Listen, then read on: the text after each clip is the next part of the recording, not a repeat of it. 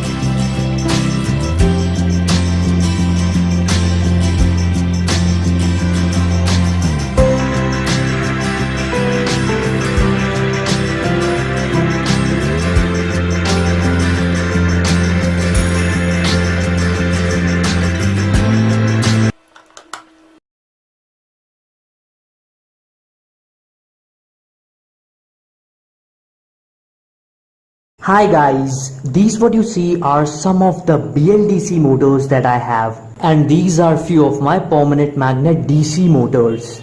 And guys, we know that if we connect the two DC motors back to back and turn the shaft of one DC motor, the shaft of the other DC motor also starts rotating if it's a permanent magnet DC motor. But are we going to see the same thing if we connect two BLDC motors back to back? Let's find out.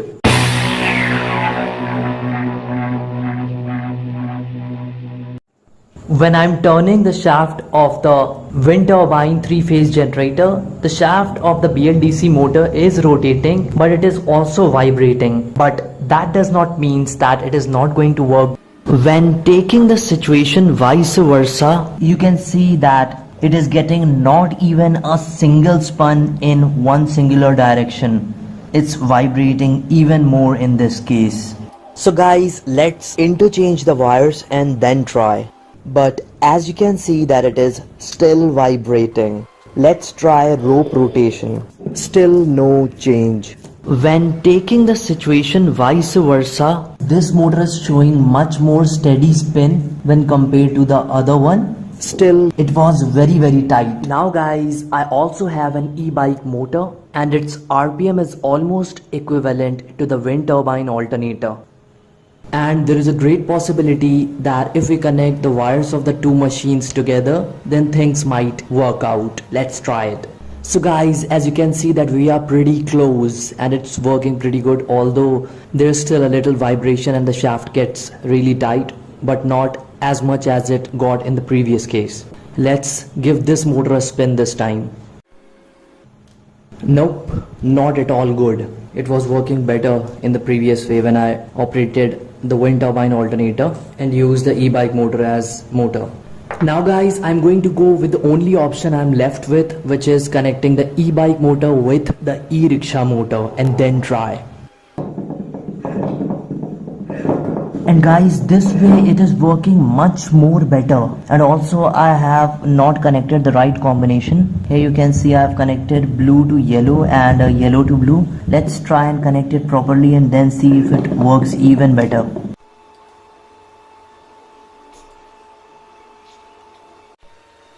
And guys, I feel like it is working much better now. When I turn the e-bike motor, it is running smoothly, and so is the e-rickshaw motor that is connected to the three-phase wires of the e-bike motor. So the color of the wires connected seems like that also matters. I'm not sure, but it is somehow working better that way. Plus also, there is no surety which motor is going to work back to back with which one. But as far as I think, if we get two identical motors, then it is going to work much more better. I'm still using two different motors. So guys, I have connected this three-phase brushless wind turbine alternator mechanically with the belt and pulley system to a high RPM 4000 RPM permanent magnet DC motor. And with that DC motor, I am going to run this wind turbine alternator, which is then going to generate electricity. And guys, this is the washing machine BLDC motor that operates on 230 volts AC. I salvaged it from that. So what I'm going to do is I'm going to connect the three wires of the washing machine BLDC motor to this wind turbine alternator, and then hope that it is going to run the washing machine BLDC motor. So guys, let's connect the wires of the high-speed permanent magnet DC motor to the DC motor speed controller and then test that everything is working fine. So guys, now I'm going to turn on the switch. Okay, you can see that it is working super smooth without any problem. Well, I have few bulbs here. I'm going to try and test it as an electric generator also. Let's go with this 12 volts car headlamp bulb. Wow, you can see such a low RPM and still it is generating pretty good amount of current. Yeah, the wires are getting hot. Okay, so guys, the wires of the washing machine BLDC motor are being connected to the wind turbine alternator. After that, I'm going to turn on the switch to see if it works or not. And this time, after changing the direction of the wires, you can see they fit perfectly to the wind turbine alternator. So starting the setup, Okay, go.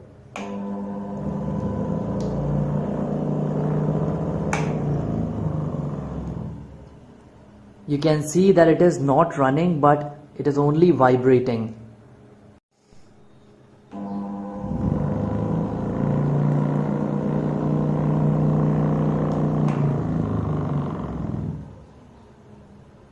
So guys, this time after turning it on, I'm going to give it an initial push and hope that it starts running.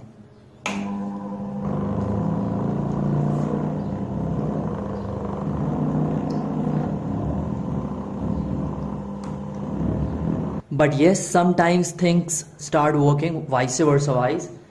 So let's turn this motor and hope that this starts running, okay? Whoa, now that was something really good. Okay, so what I'm going to do is I'm going to run it this time. You see, this is running. Let's start it slowly. Yeah, now I'm getting it. Okay, and yeah, it is running finally. All I have to do is get it synced. Okay, slowly and slowly. Yeah, it is synced. Okay, once again. You see, as soon as it gets synced, it is running smoothly. But as soon as the sync is lost, it stops running.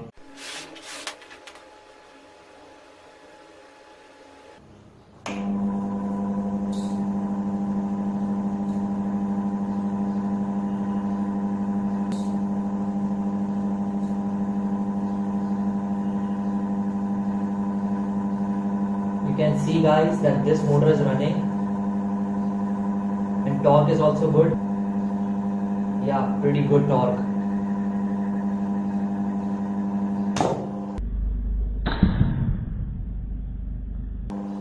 Oh, the belts broke. Now guys, I have finally found the way of running the two BLDC motors back to back. You can see when I'm turning the washing machine motor, the shaft of the wind turbine alternator brushless motor is running pretty smooth. Now this is the back view of the washing machine motor. Somehow I have connected a crank and it is running really smooth, and like the torque needed to run it with this is also not that much. You can see how fast it is running, pretty good.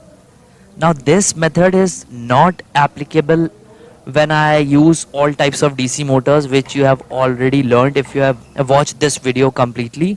But if you can find the correct partner for your BLDC motor, then it is going to work back to back with the initial one.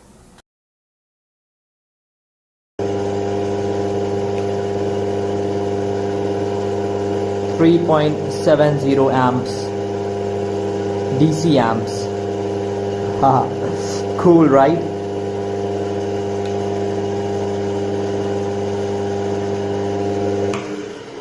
Hey guys, in this video I'm going to teach you different methods with which you can self-excite universal motors at home.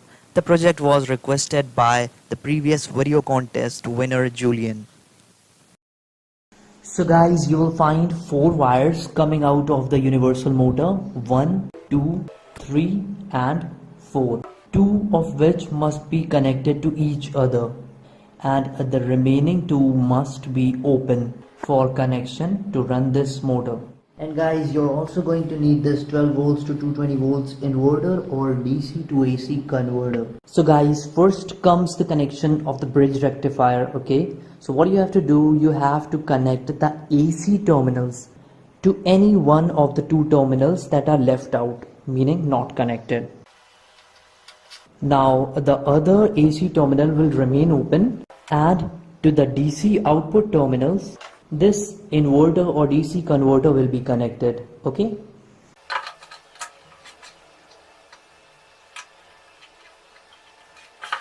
Mind the positive and negative. Now with that being done, I will use this high capacitance capacitor bank. You can see a single capacitor is rated at 110,000 microfarad at 15 volts DC. Now guys, connect the negative, which is this black one, negative, to this black of the universal motor. Now to the positive, you have to connect the left out wire of the rectifier.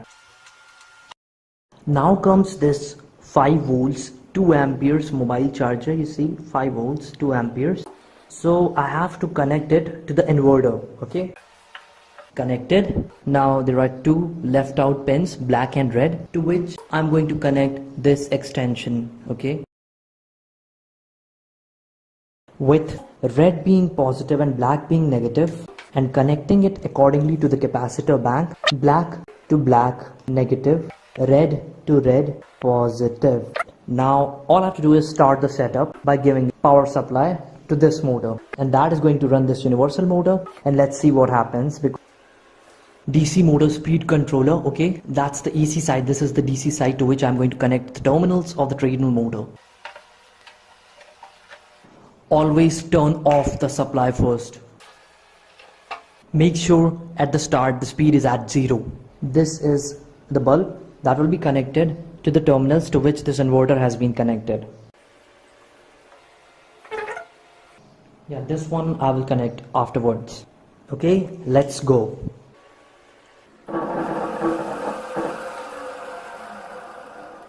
Well, there was some problem in the wiring.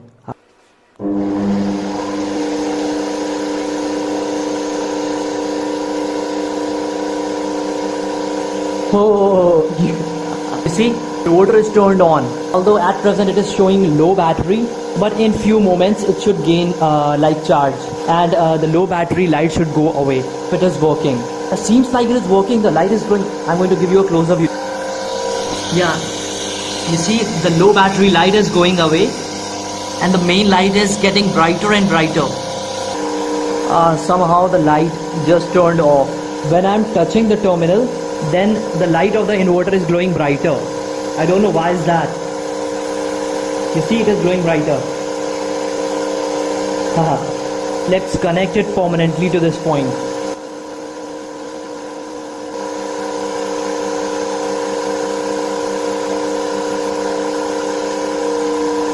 It seems excited, but it is like getting dim and dim and dim and turning off.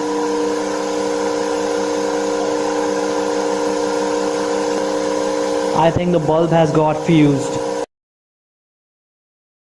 Guys, now what I have done is, to one terminal coming out from the universal motor, I have connected the rectifier's terminal, and the other also I have connected the rectifier's terminal. Okay, and the output of the rectifier DC is going to feed the inverter, and this 5 volts charger is connected here, that is going to feed this excitation capacitor, which is going to excite the universal motor. So this is another way that I'm going to try.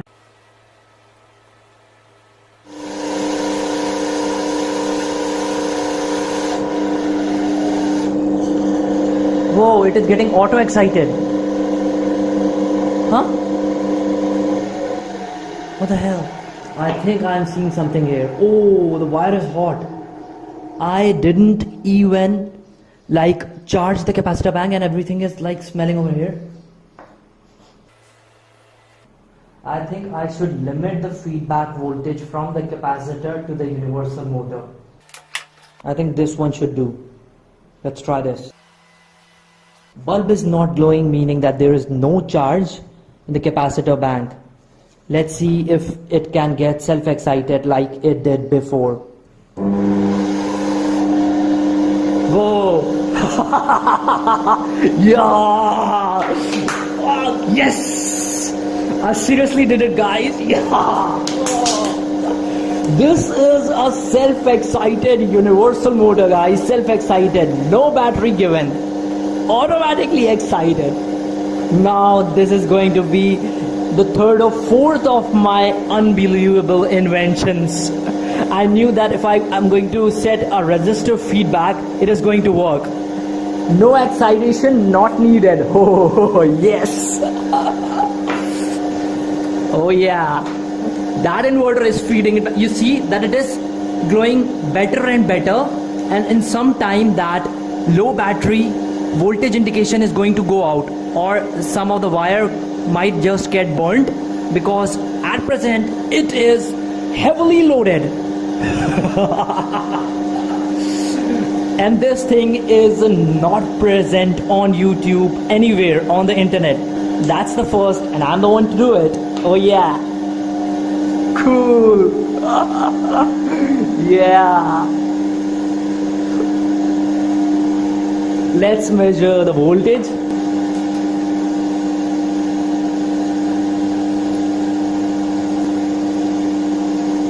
That is only 1 volts charged.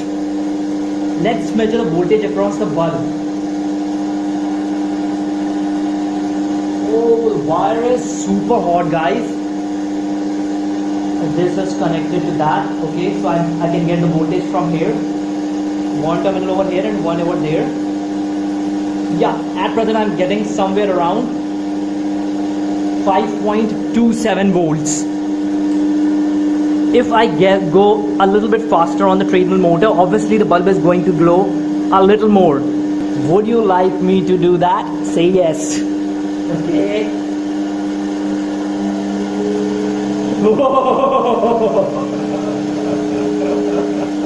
Yeah, it is working. Let's turn off the lights and then check it out. Let's see how bright it is.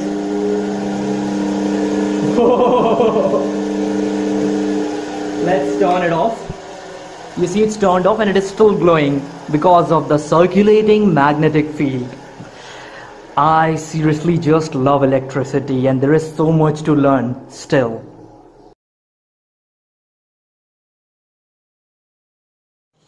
Now guys, you all must be thinking that this method is super complicated. Well, the good news is that there is another shortcut, super shortcut, at which you are not going to need any of these. Okay, so for that I'm going to use this 12 volts UPS battery. Next, what you have to do is run this motor with a DC source, not an AC but a DC source. Okay, you can see that it has started running.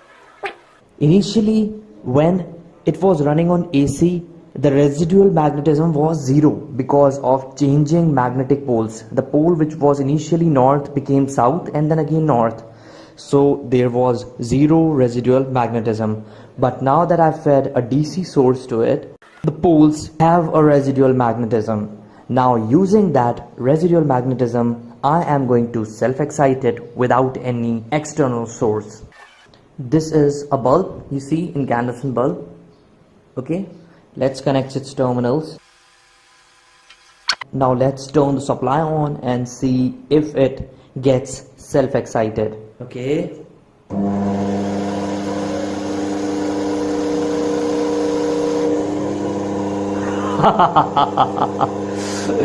You see that it is self-excited now. Cool, right? If you have a DC source, you can attain that residual magnetism, like which is present in car alternators. And when you have done that, then you can get it self-excited, but not if it is continuously running on AC source. No other wire given. Okay, super bright bulb.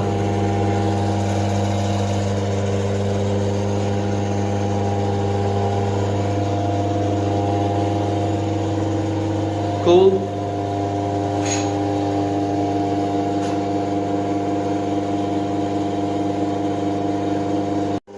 Let's measure the generated current. Okay.